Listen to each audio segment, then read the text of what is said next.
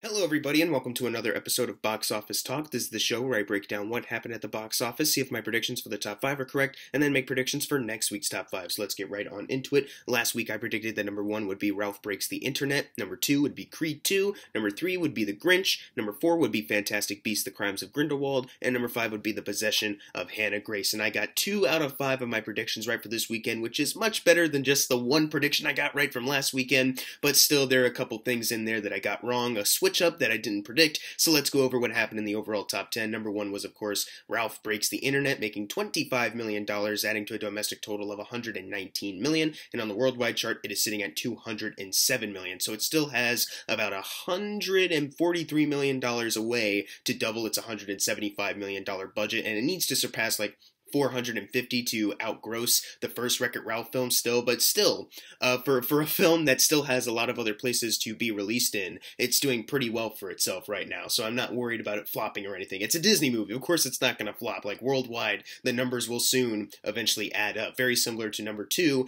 which is The Grinch, which domestically made $17 million, adding to a domestic total of $203 million, and on the worldwide chart, it is sitting at $268 million. So now that it's December time, this movie's actually starting to get released in more worldwide places, so the worldwide numbers are really just going to go up even more from here. So that's very good for this film. It's continuing to make a lot of money for itself. And number 3, especially Creed 2. It didn't have a worldwide total for a while, but this weekend it actually does. It made $16 million this weekend, adding to a domestic total of $81 million, but on the worldwide chart it is sitting at $92 million. So it has $8 million to go until it doubles its $50 million budget, which that will be great for it, of course, and it's definitely going to do that, so that's fantastic for this film. I'm glad that it's making the money that it needs, and even though Sylvester Stallone has claimed that he's done playing the character of Rocky, I think that since this movie is making a ton of money right now, I think they will move forward with a Creed 3, whether without Rocky or not. That'll be very interesting to see what approach they'll take to that. Number 4, they have Fantastic Beasts: The Crimes of Grindelwald, making $11 million,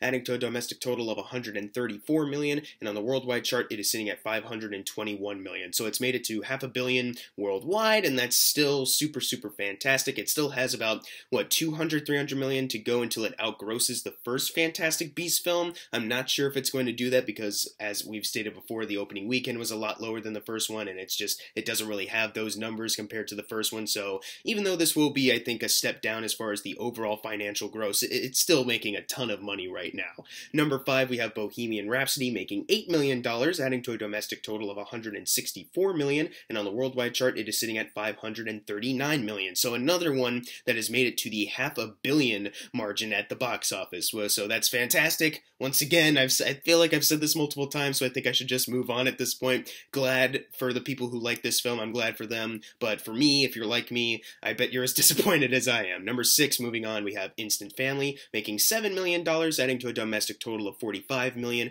and on the worldwide chart, it is only sitting at $49 million. So it now has a worldwide total. It has $1 million over its $48 million budget. It still needs to get to about $96 million in total to double it and be considered a success. Now that it actually has a worldwide mark on here, I think it will be able to do that, just in very small numbers. I don't think this is going to be a huge hit worldwide or anything, but I think it might make just enough. I'm not really sure though. Moving on to number 7, which I thought would make it to number 5, it did not. The Possession of Hannah Grace. Now, of course, you can blame this all on the marketing. I blame it all on the marketing. I bet no one really knew this movie was coming out, which, of course, not a shocker at all. It made $6 million, though, this weekend, which is pretty good for a film that was poorly marketed, and that adds to a worldwide total of $10 million. And the budget is $9.5 million, so it needs $19 million to double its budget and be considered a success. I'm assuming the domestic and worldwide totals, it's only going to get maybe $10 million higher from this point on. I'm sure it'll be here next weekend because there really isn't that much coming out next weekend, like at all, pretty much. So it'll be here, and I'm sure there will be people that will still go see it, but it won't make a whole lot of money overall. Similar to number 8, which is Robin Hood, making $4.7 million, adding to a domestic total of $21 million, and on the worldwide chart, it is only at $48 million. Not too bad if you didn't know what the budget was, but the budget is $100 million. Double that and subtract $48 million, they have lost about $152 million on this movie. So this is not good. This is one of the biggest flops of the year, I think. Like, correct me if I'm wrong, but this seems like it's one of the biggest of this entire year, which kind of sucks, but I've heard this movie sucks, so Number 9, though, is a movie that doesn't suck, but is still unfortunately flopping. Widows, making $4.4 million, adding to a domestic total of $33 million, and on the worldwide chart, it is only at $53 million.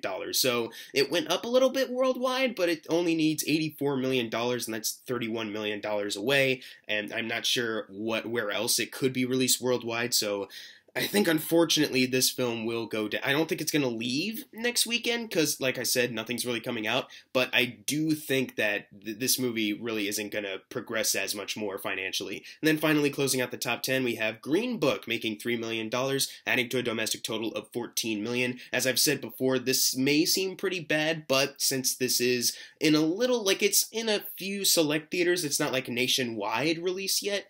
I think since that, and also when it comes down to Oscar campaigning later, because I think this movie definitely will get some Oscar recognition, more people will definitely go out and see this film. So I think it's all right for now. Now it's time for the fun part, the predictions for next week's top 5. Number 1, Ralph Breaks the Internet. Number 2, The Grinch. Number 3, Creed 2. Number 4, Fantastic Beasts: The Crimes of Grindelwald. And number 5, Bohemian Rhapsody. I don't think any new releases are going to enter the top 5 at all, or even the top 10. Like, I've looked at all the movies that are coming out, and it all says kind of limited, so I don't really know. But if you have any other predictions, leave them in the comments below. If you got your predictions right for this week, you're gonna get a shout out right now. Unless you didn't get it right, then I'm sorry. And as always, thank you guys for watching. Make sure to subscribe. I'm Jackson Fulcher. See you guys next time.